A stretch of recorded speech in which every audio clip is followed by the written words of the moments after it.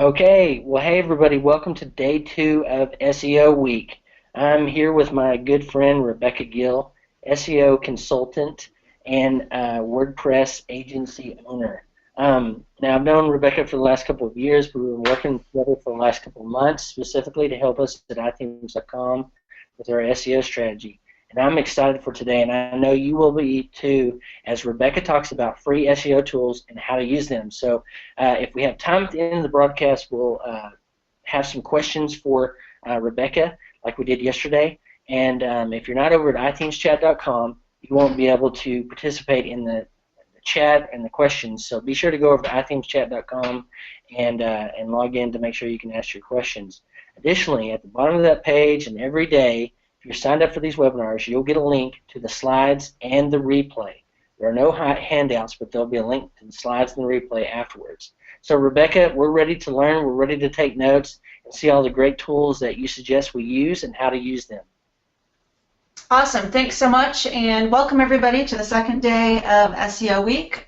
For those of you who were with us yesterday, I want to just recap a few things that we talked about for any newcomers that we have today, so just bear with me for a few minutes.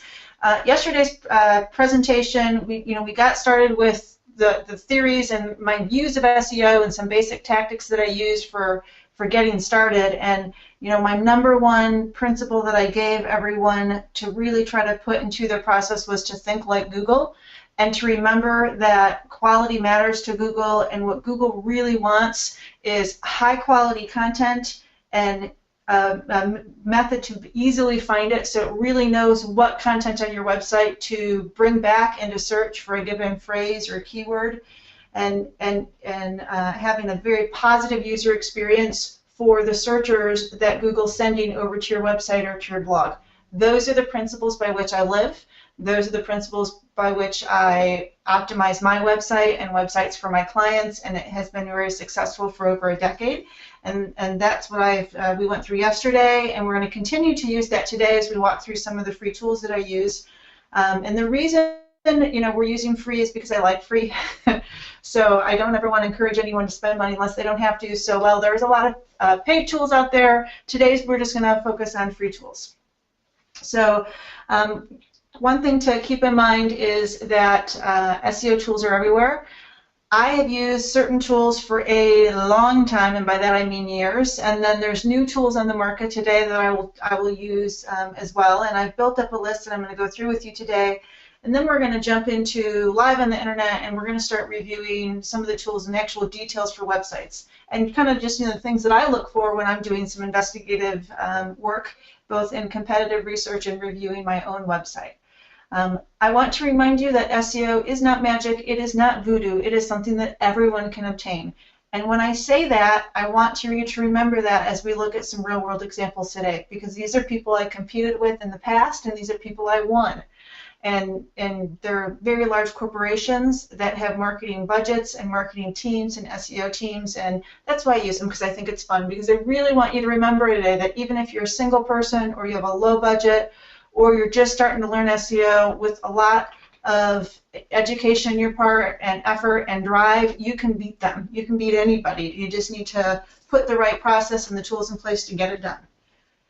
Okay, so I like free tools. I've been using them for years, and I stick with what I know. I've tried other ones, and I've had people suggest tools to me. I've had plugin and app and software developers send me free accounts to try it out. And granted, some of them are great, but guess what? I find myself going back to the same old tools I've used forever and the ones that I love. And the reason I do that is because I can really get in and dig into the content. I can see more of what's available by going to the raw data than by using a tool that kind of assembles data together at a high level for me. I like to investigate, I like to do research, I like to explore. And when you're using the actual raw data that's available to you, you can explore far more than what you can if you buy a tool that just aggregates data up for you. And I think that some of those tools give you a very false sense of security, where they'll grade your page and they'll give you like a score of 95 or something, and you think that you're great and you should be doing great on the internet with search, and really you've got errors. So that is another reason why I kind of stay away from them. But don't be afraid of tools. Just know that You have to take any data that you receive with a grain of salt, and you need to validate it against other data that's available to you. And then you're going to, after a while, have a gut feeling for what that data means and what to do with it. And after doing this for a really long time, I do have a gut feeling for a lot of things, whether it be who's ranking on page 1 and can I win, or if the search volume that Google's giving me just doesn't seem right. So you'll get there with a little bit more time and effort and activity on your part. Okay, so my favorite tools. I have 3 slides of tools, and I'm starting with the ones that I use all of the time. Again, I'm going to show you these in presentation slides, and particularly so you have a takeaway afterwards with the slides that you can download from SlideShare, but then we'll actually go into some tools. First and foremost, I have always used Google Analytics. Google Analytics shows what happens on your website, right? It's a free tool that's readily available. All you have to do is drop some code that they give you into your website or your WordPress theme, and you're good to go. You've got this data getting collected for you. It shows where people come from. Sometimes it shows you what they search for. It shows social media versus direct links into your site. It shows your top pages and landing pages and where people exit. There's so much information there, it can be overwhelming, and I personally get sucked into the real-time activity where I can see a number of people moving through my website with their real-time analysis. If you don't have Google Analytics on your website or your blog, sign up today and get that data going. After about 30 days, you'll have enough data to really start to see some trends, and it'll provide some real value to you. My next favorite search tool, or excuse me, data tool, which I use all of the time, is Google Search Console. If I have an SEO client, the first thing that I'm going to ask them is not do you have Google Analytics, but do you have an account with Google Search Console? This used to be called Webmaster Tools. The reason I love this tool so much is because it gives you data on what happens inside Google. Not necessarily what happens on your website, but what is happening in the search engine results page. Google Analytics can't give you that data, but this tool can. And this is an account that a lot of people don't have, and they're missing out on really, really valuable data. And I'm going to show you some of that data today and show you just how powerful it can be if you use it in the right way. Google Search Suggestions. That is when you go to type in a search term inside the Google search box, and it starts automatically populating results for you. Again, when you're doing keyword research, I talked about this yesterday, that's a powerful tool because guess what? Guess what that tells you? It means Google's leading people down a path that they want for search phrases. Those search phrases, if they're relevant to what you do, your service, your product offering, are invaluable to you, and you really need to take note of those and make sure that they are being weaved into your seed list that you create for keyword research, and they're potentially getting brought into your blog or your website. Another favorite, which I have to really have some good data, is Google AdWords. Just a cautionary note, I do not do pay-per-click. I do not use pay-per-click or sell pay-per-click services for our agency. I view pay-per-click as cocaine for marketers. You spend a bunch of money, and it's gone, and you have nothing residual to show for it besides a hangover. I don't like it. That's why I've always focused on organic search and really trying to optimize the website, because that provides long-term value. It's not a quick hit that's gone tomorrow. It's something that you invest in over time. And while I don't like pay-per-click, I do use Google's AdWord tool, which sells pay-per-click, because it's got keyword search volumes in there. And it is truly invaluable for you to be able to judge one phrase versus another. Now, one cautionary tale on the keywords tool is there's a lot of cases where Google will come back and say this search term or this search phrase has 0 search, and it's false. I know it's false because you actually receive data or traffic into a website for that phrase, and Google's showing it to us via Google Analytics and Google Search Console. So the search volumes, take with a grain of salt, but know that they are an indicator of what is happening and what kind of volumes people are searching for a given phrase. My next one, and one we're going to look at today and how I use it, is the Moz toolbar. A lot of people don't use this because they don't even realize it's available, but it's just a little add-on that I have in Firefox that I jump over, and I use it for competitive research. What it does is it helps you show you what people are targeting for keywords, and it shows you what they're doing wrong, so you know whether or not you can beat them. and that's truly important. My last tool that's again also free is the Yoast plugin for WordPress.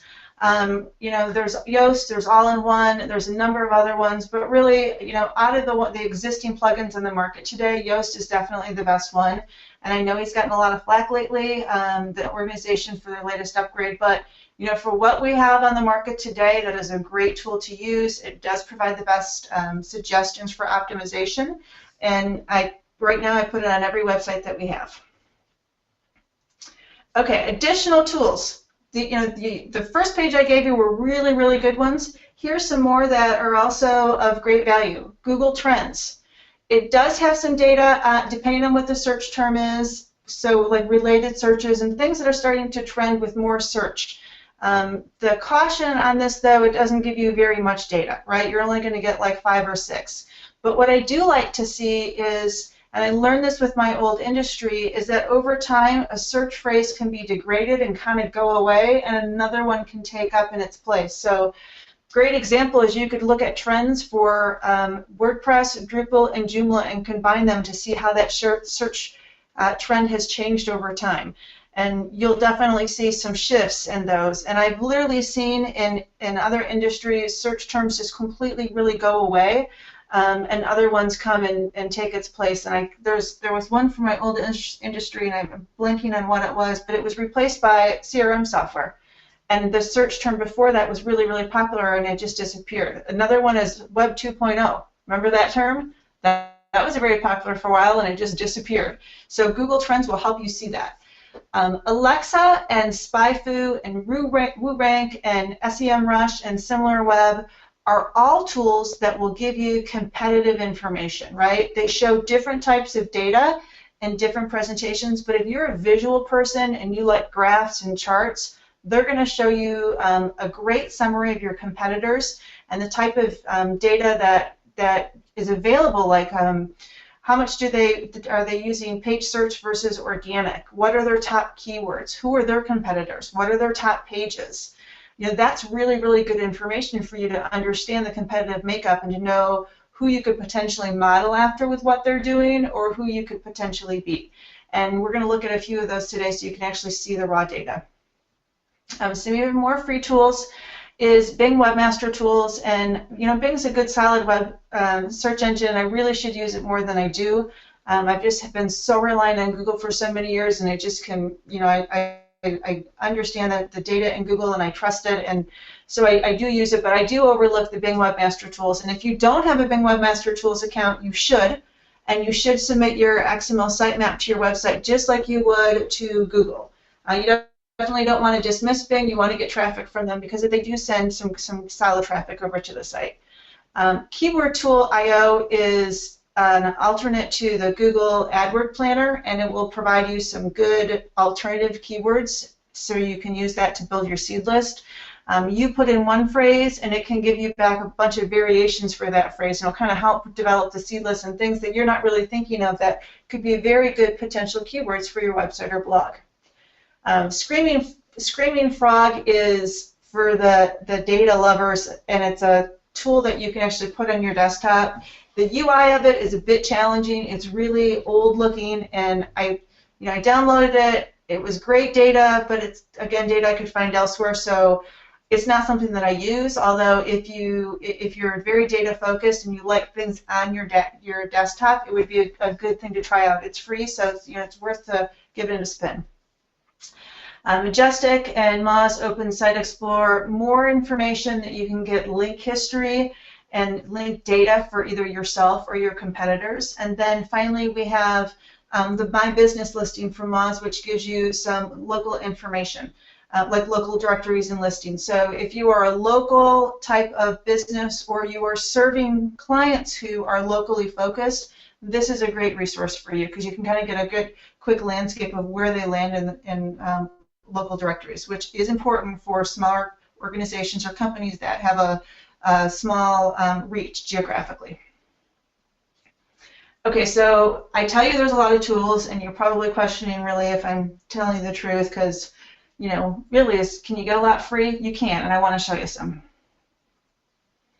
Before we step into the tools, though, I want to remind you that these tools should be used through your entire process, right?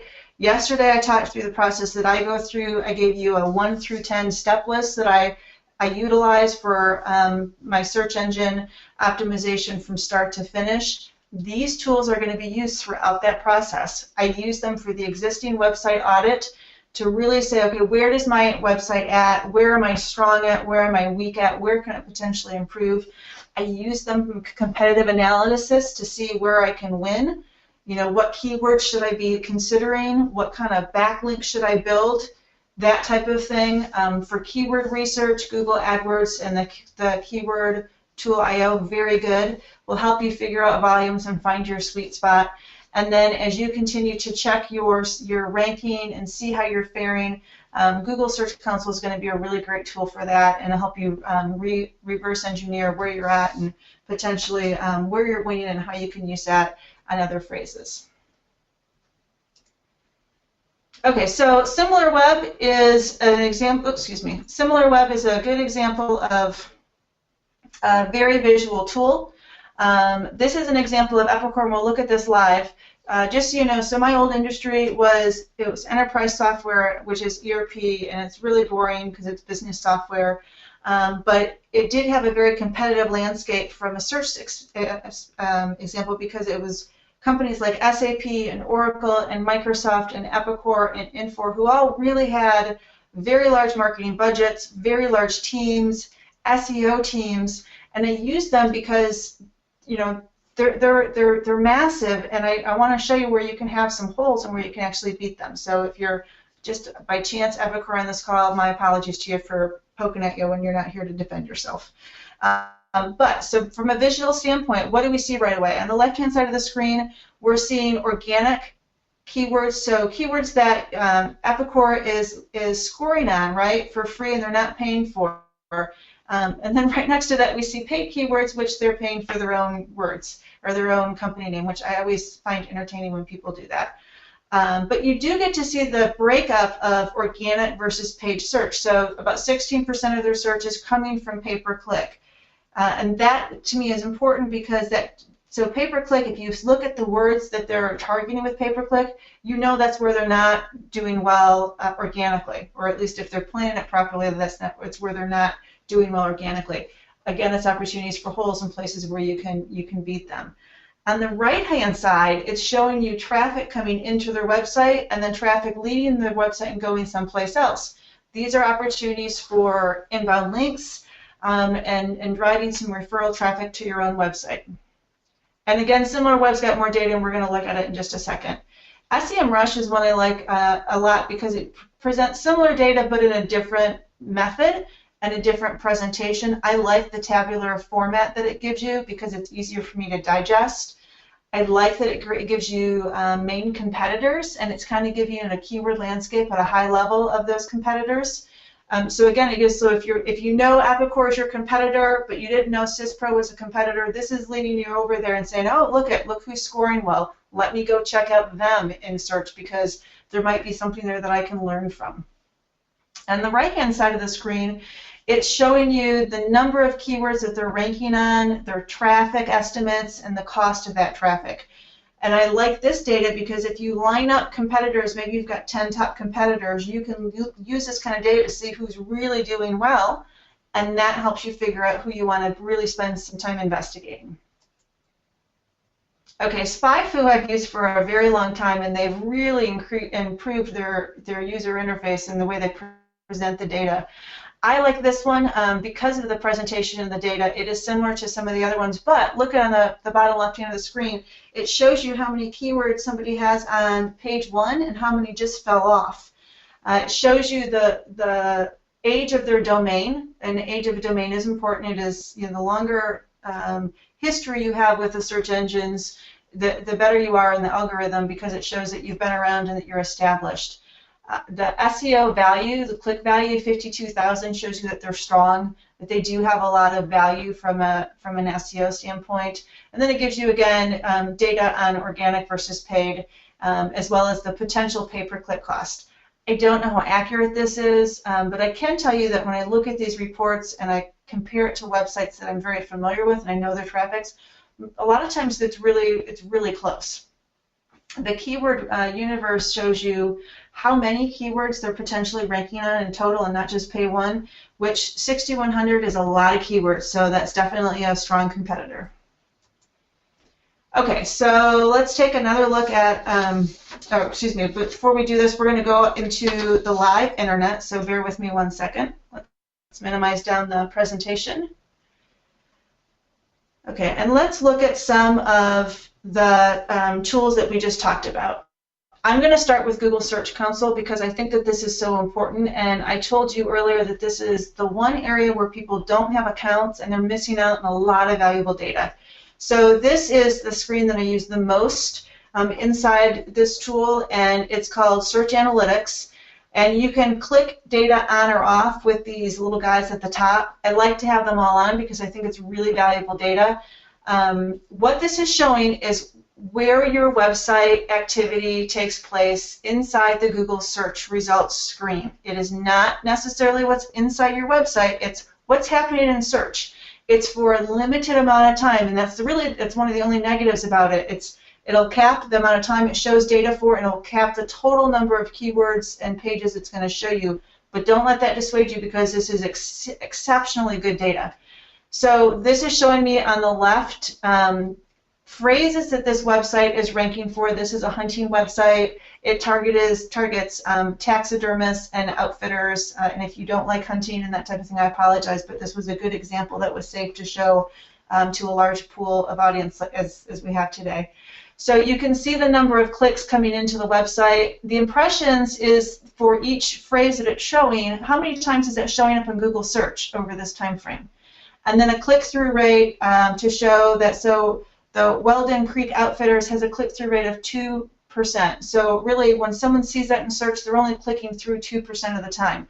However, if you look at Ohio taxidermist lists, people click through 28% of the time. You want a high click-through rate. So this is one of those areas where I said you can reverse engineer what's working. You look at those pages that have a high click-through rate, and you kind of look at what's showing for the meta title and meta description to see if you can learn what you did there and apply it to some of the other pages within your site. Here's an important one, the column right here. Position. This is your average position for that search within Google. And a lot of people are probably thinking to themselves right now, well, I can just go in and search that in Google and know that myself. But you can't, because here's why. Google presents search many different ways. So the results are presented based on your geographical location, your search history, if you're signed into Google, who do you follow on Google+, what type of result is it. So even though you see something one way, you may see something totally different if you go to someone else's computer, whether it be in your office or in another state or country. So that's why I like this position, because of the personalized nature of search. That can really misguide you. This is what Google's telling you what your average rank is. So and you can sort it by any different ways. You can sort it by click-through rate, by position. What I like to do from a reverse engineering standpoint is to say, okay, where am I ranking high? Right? You look at those pages and that content, and you see what you did to figure out what you did right. Now, if you're trying to figure out what type of keywords you may like to focus on that you're not already ranking on, reverse the position of search.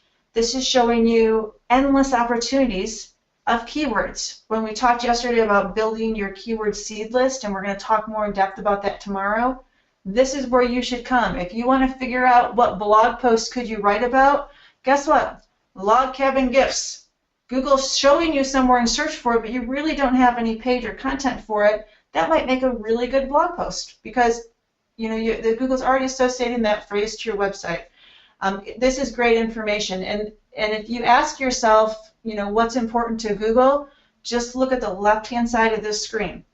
Links to your site, internal links, mobile usability. That was a question we had at the end of yesterday's presentation, is how important mobile is. Well, guess what? If Google's giving you this information in their record of your account, it is very important. So make sure that you're aware of it. Index status, content keywords. I could go on. This is a whole webinar in itself. But if you don't have this account, After you get off this call, do yourself a favor, sign up for it, and get your XML sitemap in here and start utilizing this data. Okay, moving on to Google Analytics. A lot of people have Google Analytics. A lot of small businesses have it but never look at it. You need to make sure that you occasionally look at it, and you can set up reports to come to yourself automatically to force you to look at the data. People asked yesterday, how important is performance? And again, we talked about mobile. Well, here's a custom dashboard I have set up that from Google Analytics data that is showing me page load times. It's also showing me mobile page load times. There should be no question on whether or not mobile is important. Google's giving us this data. It's allowing me to set up a custom dashboard with it. It's telling me it's very important. Don't discount it. You know, just additional data you can get, who's coming to your website, what resolution, if you're redesigning your website and you want to know what you need to worry about from screen resolution. There's so much information that you can get here. And I have just 3 custom reports set up inside this particular account's dashboard, but you can have a ton of them, and there's actually a template library that Google Analytics offers that you can go grab templates and just drop them in. Bounce rate, very important. I mean, again, we could spend a long time in here, but this is great information, and it's information that you should be utilizing to continue to optimize your website and even to do the strategic planning that we talked about yesterday. Okay, let's look at some of the examples that I gave you for some competitive data. So Epicor.com was the website that I had the report showing for. It's a very large website again. This is SimilarWeb. I just want to briefly show you some of the information. I like this one for this right here, the traffic source. What this is showing me is similar data that you can find for your own website in Google Analytics, but it's showing you on your competitors. So if you want to know how Epicor is getting their content, this little tool is showing you that 48% of it comes from direct, which means they've got other advertising, email campaigns, trade shows, references on the internet, and people are seeing their name and then coming directly to the website. 21% is referrals, so that could be other websites or blogs or media references linking into the website. Only 27% comes from organic search. That is a really low number compared to the other websites that I view. A lot of times it's 50 to 75%. But what this tells me about this company is their marketing budget has not a ton going towards organic search, but a whole lot going to other marketing channels. And it again shows you that these are opportunities where you can beat them. Very few coming from social. So again, it's an opportunity. You could focus your efforts if you were in the land of ERP really on social media and try to beat them in that capacity. Another tool is SEMrush. Very good graphical data. I mean, there's those tables that I really liked with their top organic search terms and the distribution. And then there's just a bunch of additional information you can see over on the left that you can continue to explore. And again, these references are all in the presentation, so you can download them after we get done today. Here was one that I did like was FIFO. I showed you this chart at the top and this data, but there's a whole ton more available to you if you can just continue to scroll down, both for organic and for paid. Great, great, great data. So as you build your seed list, as you look at competitors and you try to decide where you could win or where you could potentially run into stumbling blocks, this is great information because it really shows you the competitive landscape that you're dealing with. One thing I do love about SpyFu is it shows you data over time, and it will compare it to algorithm changes, the major algorithm changes with Google. So here's Panda right here, and there's Penguin, and you can see that this website took a bit of a hit when Penguin hit. So it's just really good competitive information. Okay, so that's the competitive information I wanted to show you. Now I want to show you what I do when I'm looking further into search and I'm looking at actual websites, because this is a great tool that you can use throughout the process. ERP software is a phrase that I targeted years and years ago, both with my old company's website and then some some clients that I've had at WebSavvy, and one of the clients sits on this page today, and we will ignore them because of my relationship with them. But if I Google ERP software, which is a very high volume phrase, and people will pay probably $25 to $50 for pay-per-click for that phrase because it does produce a sale of anywhere from $100,000 to $1 million per sale. So it's definitely a good term. You can see that Wikipedia has the top placement, and a lot of people will ignore Wikipedia, but as you scale down, you're going to see a mix, right? And notice that this little box is popping in, which is newer this year, and Google's giving that type of information which prevents people from even going to your page. It just makes that page one much more competitive to get, but it doesn't mean that it's not possible. I mentioned earlier the phrases of the autocomplete, and yesterday I mentioned the related terms. There those guys are. When you're doing keyword research and you're building your seed list, don't forget these guys. They're important because people do use them, right? So I start here when I'm looking at information. I want to see who's on page one. I want to know whether or not I can beat who's here. And I look to see the results for ERP search to see what's showing. And it's things like, is ERP software inside the URL, or are they missing that? And then I start looking at individual websites there. Epicor, who I picked apart, is not on page one, but guess where they're showing? They're showing on page two, and I'm going to show you why. So when you go to page two, you can see them here. And actually, when I looked earlier, there was another page that they had that was showing as well. If I go over to the actual ERP software page for Epicor, they actually have a couple of pages for ERP. And when I click on this page right here, it does, even though the menu says ERP software, it actually doesn't take me to the ERP software page. It takes me to another page. And unfortunately, that page is competing with this one. And sometimes when you Google ERP software, the other page comes up, and sometimes this one comes up. What that tells me when I'm looking at this from a competitive standpoint is that Google's confused. I said yesterday, one of the principal things that you need to do is have a clear path for the search engines to know what page to go to for a given phrase. Epicor is not doing that. They're competing against themselves for the same keyword phrases. They're confusing the search engines, and they're getting degraded in that process. Here's some other things that they're doing. If we look at my Moz tool, which is this guy right here, and you can download that and add it to your browser, click on this little binocular guy, and you can go in and you can see their page title, their page description, their H1, alt text information. You can see things like, do they have canonical links? Do they have anything in there for meta robots? It's really good information. I use it all the time with competitors. But when I look at this, and you would expect, based on what I was saying yesterday, your phrase for your focused phrase should be inside your page. It should be inside your URL, which it is right there. It should be in your page title. It is right there. It should be in your meta description.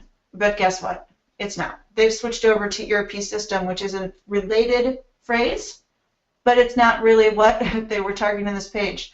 The H1 isn't the phrase that they're targeting. They've stuck it in at the H2. These are some of the reasons why they're struggling, right, with ranking on page one. When we look at the page itself, they're bolding phrases, and that, my friends, was a tactic that people used 10 years ago with SEO. It doesn't apply today. What that is a spam trigger to the search engines. There's no reason for that ERP software or ERP systems to be bolded on this page. They do not provide value to the user. Therefore, it just degrades the usability of the page, and it's going against them with SEO. So all of this information, which I went through it quickly, but it's all giving me data points where I can say, you know what, they've got issues. And if they've got issues on this most important page to them, which is probably one of their most coveted keywords, I know that there's issues throughout the site. And then I start to look at other people. If I look at IQMS, which is another competitor in this space, this is their ERP page, right? They actually show up at the bottom of Google when I search for it. But if we look, their URL, which it will be hard for you to see, but it doesn't have ERP software in there. It just has ERP. And we can scan through the page, and they're doing the same bolded thing that Epicor does, because apparently people in this industry have outdated ERP knowledge. But it's giving you an idea, again, of areas where you can beat larger corporations. If I go into the Moz tool and I start looking at it, I can see that ERP software is in their page title. They actually have ERP software in their description as well, and their H1. So they are doing some things better than Epicor, which is probably one of the reasons why they are on page 1 and not on page 2 like Epicor. But here's a funny thing, is they're using keywords. In the US, Bing and Google do not use meta keywords. It is an option in Yoast, and if you are focused on search within the US, turn it off. The only thing it does is tell your competitors what you are trying to optimize for. The other thing it does is it can be a trigger to the search engines in a negative fashion. So in the US, just as a recap, we don't use them. There are search engines overseas in the Asia Pacific region who do use them, but most of the people on this call today do not focus, and that is not your target demographic. So please turn this off. It'll serve you better in the end because you'll stop giving competitive information away. When I do competitive research for my clients and I look at large websites in pharmaceutical or legal or app providers, you would be surprised at how many times information is showing up here. And I would say it is probably 75% of the time in large organizations because they just don't know to turn it off. But these are opportunities for you because you can figure out what they're potentially searching for or trying to rank for, and you can see that there's holes in their process that you can utilize and you can target against them. Okay, so I went through a number of tools, and they're really, really my favorite ones. In this Moz toolbar, again, it's just Google Moz toolbar, and you'll be able to find it. It's a great tool that you definitely do want to use. Let me skip down to where we're at. All right, let me get back to my place. Okay, I would like to revisit where we were at yesterday. We went, if you're new to us today, this slide we went through yesterday, we talked about it in depth. I want to just revisit it today because as I went through the tools that I use and that are available, I want you to see what really is here for you. And now think about this. On these 10 steps and those tools I went through, where could you use those tools in this process? You're going to use them at number 1 with keyword research, number 2, mapping keywords to your content. You're going to be, and by the way, that will be Google Search Console, because you're going to use Google Search Console to go see what pages rank for a given keyword. And why we didn't go into that today because I didn't have enough time, that data is available for you. Number 4, optimize your content. You're going to use Yoast or another SEO plugin tool. Number 7 and number 8, you're going to use them both there as well. For finding off-site opportunities for link building, even though I said to use that very cautiously, there's tools that I showed you today that will give great information for that. And then checking rank progress. There are tools that I showed you that are outside of Google, but then going back to Google Search Console, that is another really, really good tool for figuring out your where you're ranking and where you can improve. From yesterday, some of the things that we said was remember your keys to success. It's 3 basics: research and plan, create and optimize, and strengthen that process by going back and looking to see what you've done, what's worked, reverse engineering what worked, and applying it to the rest of your content. So please make sure that as you go through these, you're keeping that in mind, both with my 10 steps and then the high-level 3 steps that I wanted just to review once again. And as when you get off this webinar and you have time, whether it's today or it's tomorrow or it's even if it's next week, and you're going through those tools that I showed you, I really, really want you to come back and keep referencing this slide. I said yesterday, if you do nothing else, take a screenshot of this slide. Keep coming back and trying to remind yourself where you can use those tools within this process and then apply that to what you're doing every day. It will make an impact because you're, instead of just using emotion or reactive type of mode for your decision process with SEO, you're actually using very solid data and you're getting yourself into a strategy, and that strategy is where you're actually going to make sure that you win. Some additional tools to boost your knowledge. There are some SEO news websites. I really like Search Engine Land and Search Engine Watch, the Moz blog, and Search Engine Roundtable. And then number 2 and number 3, I'm giving you some Twitter handles for people that I follow on Twitter. I've had people ask me many times, how do I make sure that I'm up to date with what's happening in the SEO in the search industry, and making sure that I'm staying, up to date on current changes and things like that. I don't spend a ton of time doing this, and the reason I can get away with that is because I follow people like Danny Sullivan or Rusty Brick or Dwayne Forrester and Matt McGee, because they do provide really, really good information. Sugar Ray's another one. They'll tweet out articles of importance. They'll tweet out changes that they've noticed or announcements from the search engines. So you don't have to stay right on the edge of the search engines and everything that they're doing.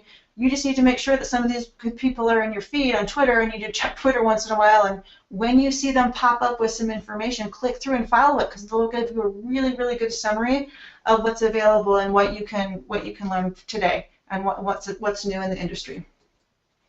Okay, Cory, that is the end of my presentation for today. I wanted to make sure that we had at least 15 minutes for questions, because I figured that we would have a lot of good questions for some people. So I'm going to turn it over to you and your team and to see what we've got going on in the chat forum. Absolutely. Thanks, Rebecca. I know the tools are going to be awesome for people to dive in and learn more about. So I asked kind of get your questions ready and start posting them here. While you're doing that, I do have a couple of questions that were asked before that I posted, but I just want to give a couple of details. So there'll be this is being recorded. The slides will be available for you afterwards. If you're listening to my voice, then you're on the email list that'll get the updates for that we're doing every day.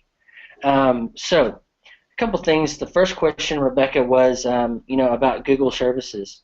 And basically, so for instance, with working with us, we have our Google Search Console, our Google Analytics set up. How do you go about doing that with clients to make sure, like, for instance, they own the account and then you have access? How does that all work, and how is your process for being able to get that kind of information? That's a great question. So clients by default want to give you their Google access.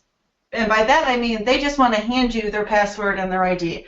I discourage that, and a step in my process is whenever we're in an SEO project with somebody, I have a standard project plan that I kick off in Basecamp, and a line item, there's a line item for analytics, and there's a line item for Google Search Console, and it tells them to please add me as a user, and I give them my Google ID.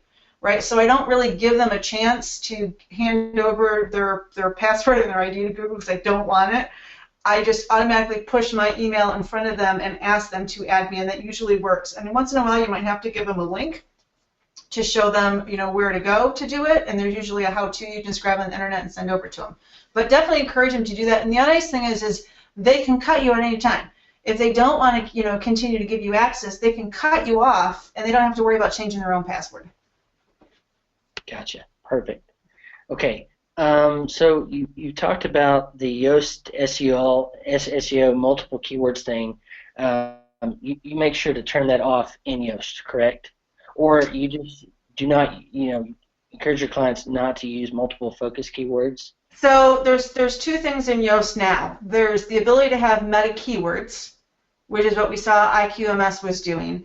I tell everybody to turn it off. If you are not competing in the Asia Pacific region on those search engines, turn that off, because it does not do you any value. It does more damage than good in the US. So that is a global setting in Yoast that you can turn off.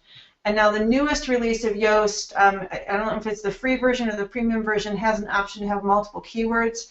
I encourage people not to do that as well, and the reason is because most people struggle just getting one keyword optimized onto a page. Don't add in more, because it just distracts from it. Okay. So one question said, you indicated that you should not bold some terms. What about business names? Where you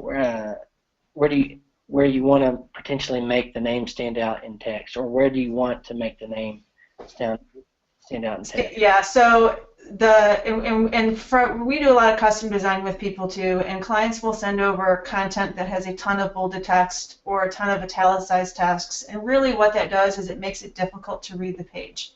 So the only time you should really be using a bold is if it's going to be providing value to the user. bolding a company name or bolding a keyword does not help the user. That helps you try to push out to the user what you want them to see, but that's not necessarily what they want to see, right? They want to read the entire page or scan the entire page and see what's important to them. So, like if you've got a sentence with a colon and a bulleted list underneath it, if you want to bold the item with a colon to help that stand out, great, do that. You know, if there's something of importance that you're trying to put emphasis on, like a phrase or a sentence, bold that, but don't bold keywords. It's old school SEO, and it makes it really difficult for the person to read the page. So I love this question because you're the consummate pro. I mean, I've seen your process from a client's perspective, Rebecca, and I think it's going to be so helpful because you're doing this at such a high level. This question is just, I'm eager to ask it. So some people say it takes weeks or months for SEO changes to start showing in the results in organic search. What do you tell your clients? And I'm saying this with a smile. So what do you tell your clients who are expecting more immediate results? Yeah, Corey's smiling with that because he wants to know the same answer. You know, when do you get to see outcome? And it's gonna drastically vary by website and by industry, right? And by content and the volume of content that you're changing or that you're publishing. So, for example, if we do a relaunch with a website and we really do it from scratch and we throw out a bunch of new design and new pages, and we connect the XML sitemap to Google, it is going to take Google a couple of weeks to really go through all that content and to index it and to rank it, right? That's with fresh, new content and in mass. If you're making tweaks and you're optimizing content, it is going to take a couple of months for it really to see where you're going to land. When I publish a new product, like a new theme, it takes me probably about 2 weeks to know whether or not I'm going to rank on that keyword or not, and whether I need to add more love to it. More optimization or more social shares and link building. But from a client perspective, set the expectations that it's not going to be a month and it's not going to be 2 months. It's going to be 3-4 months to really be able to work on that process and make sure that you've got enough changes implemented that the search engines can see that and put that into their algorithm and really change where you're ranking. Awesome. So it's part of the educational process, just saying, I don't have access to the executive committee or the CEO of Google to. But that's a good point. So I forgot to mention something. You can encourage the search engines to process your changes faster, and the way to do that is to continue to update your site and continue to add content to your site, because what you're doing is every time you're doing that, your XML sitemap is pinging them to come back and visit your website, which gives them another opportunity to more fully digest your content. So if you are working with clients and you want, they're really after you to get quick results, then say, fine, this is what we're going to do. We're going to launch X amount of changes, and then we're going to continue to add changes over time at a solid frequency to get the search engines to keep coming back, and that does make a big difference. We've done it with launches, and I can tell you I've seen firsthand it makes a huge difference. Part of this, what I'm hearing you say, is basically do what you can control, which is getting good content up there, site maps, things like that, the good practices you've been sharing with us. And then, it's up to them to ultimately decide, but trying to do your best on your part and with these minimals or these yes. Yep. And share it on social. Get people to share it on social. That always helps as well. Cool. Okay. So I love this question. For someone who is just starting their first blog or business website, which tool would you say is most important for competitive research prior to launch? I would probably add to this question, for someone just starting their first blog or business site, what's your first step in the whole process to make sure you're getting a good SEO strategy from the beginning?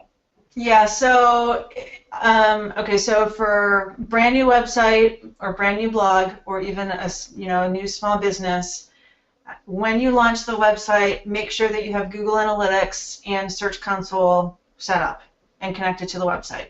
First and foremost, because that's going to give you the data to move forward with. From a competitive standpoint, that's going to be twofold. It depends on if you know your competitors. If you know your competitors, I would load the Moz toolbar and start using that and explore their website on a manual basis, because that's going to give you the most in-depth, intimate look at their content and what they're doing, right? And you can't get that from the tools.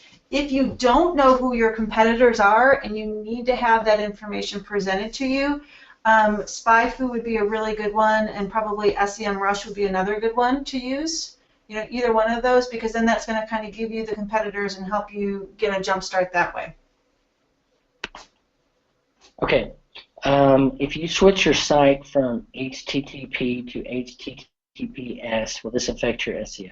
It can, yes. Great question. Excellent question, whoever asked that. This is something that we did probably those last 3 months at Web Savvy. And because I'm data driven and I'm very strategic on things, I wouldn't let a programmer or coder touch anything on our website or do anything until we researched it, right? So what I literally did was I went and I Googled, that process, and I found articles on what to be cautious of, what things to put in place. And then I gave those articles to our coding team and said, I need you to read through these, and I need you to create to-dos for all the steps that we have to go through in this process. And there were steps we had to go through, right? We had to make sure that we had redirects in place, and because we've got the store and we've got the payment gateways, there were additional steps that we had to go through. So do I know all of them? I don't, but there was probably like 10 to 15 to-dos I know that the coding team had in place for them and for me that we had to go through to make sure that we were protecting ourselves from SEO and we were protecting the user experience. Awesome. What tool for sitemaps do you use? I use the inherent XML generation, sitemap generation inside Yoast. And the reason I like that is because it will automatically update when something inside WordPress is updated, and it uses that same data. If you're not using WordPress, you are challenged with this, because when I look at larger organizations' sitemaps, they stink. They're not accurate, they're not getting refreshed, they don't have dates on them. So that's something that with WordPress we are very fortunate to have good tools that allow us to be able to create that data effortlessly. Okay, and the follow-up to that, another question was asked kind of in the sitemap category is it critical to have sitemaps on a website? I've heard conflicting reports.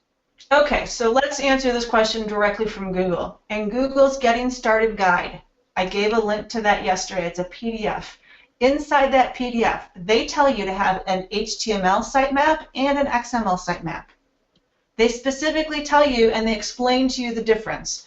So if Google is going to go through and explain to you the difference between the two different versions and why they're important and why you need them, you need them. Just make sure you have them. Gotcha.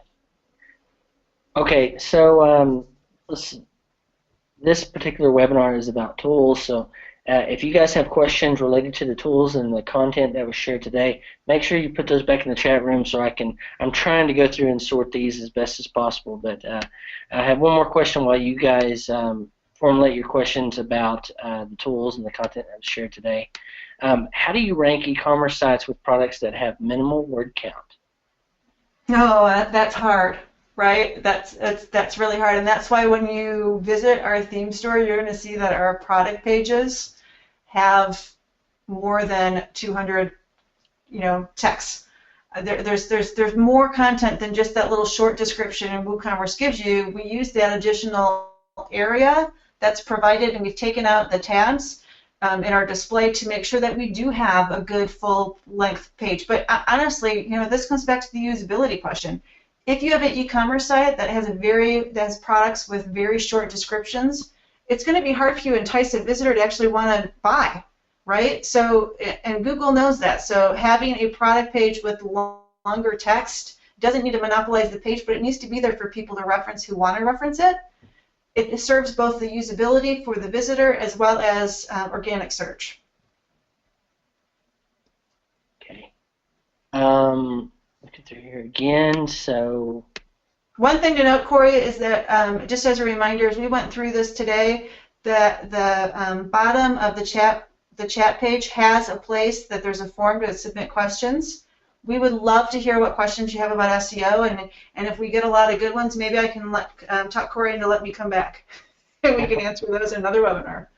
Absolutely. I mean, as you guys have seen, like she's been demonstrating just rapid-fire questions, answering them so fluidly, and this is why she's the one doing the webinars this week. And just a reminder, we're on day 2 of 4 days of SEO basics.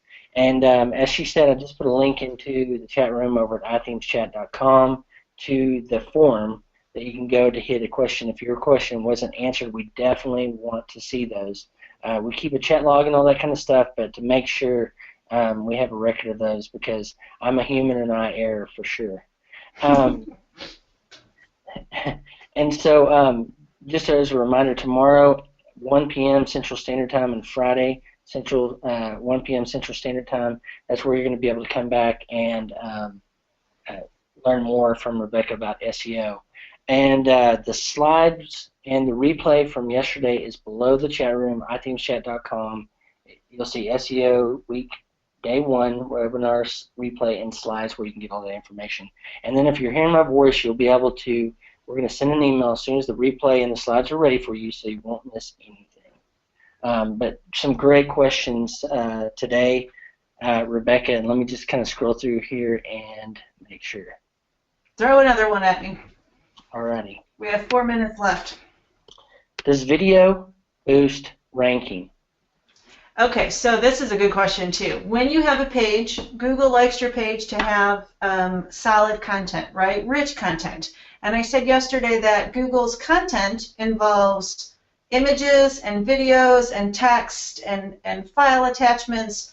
So yes, video and images help a page, and even down to the file name and the file name itself that you use before you import it, and the text description you give to that image, and the video, they all help. And don't forget that YouTube is a property of Google, and Google pushes YouTube videos right into the search results page when there's a number of really solid videos. So yes, video is wonderful for SEO. It's wonderful to have on your site because it's good for usability. There's people like my husband who hates to read. He will go to a video every single time, and he'll sit and watch a video forever, where I'll never watch it and I'm always going to read.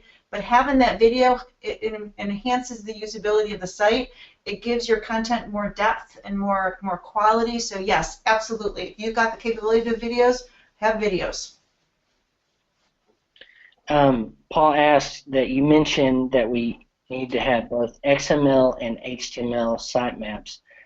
What do you do for the HTML sitemap in case that there are thousands or even tens of thousands of pages? Yes, don't have tens of thousands of pages. Give it the top levels that are important to the user, and then let them explore down. Right? You don't want to overwhelm a user with an HTML sitemap that has 1,000 links, or you don't even want to have more than 100. It's not going to be of value. So pick and choose what you put out on there because you want it to be digestible to the search engines and the user alike. Awesome. Okay, one last question in the final minutes, and I'll give some wrap-up stuff. But how much text do you suggest, or is there a minimum word count that you suggest on the page that you're trying to get ranked, Rebecca? Okay, so this is where the Yoast tool and I disagree, because the Yoast tool for WordPress is going to give you a much smaller number than I am. The older version, I think, was like 300 or 500 characters. I think it's 300 characters, and I go way over, and I tell clients to go way over. Today's content is long form, right? It's longer in nature. We explore topics in more depth. We use headers and subheaders and bullets to be able to break out that content so it's easy to read.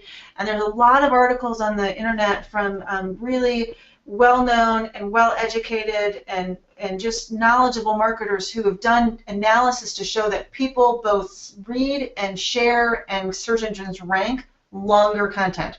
So if you think you're going to have a page or a blog post with 300 characters or 300 words, I guess it is, rank on page 1, you are crazy. It is not going to happen. You've got to invest in creating some long-form content.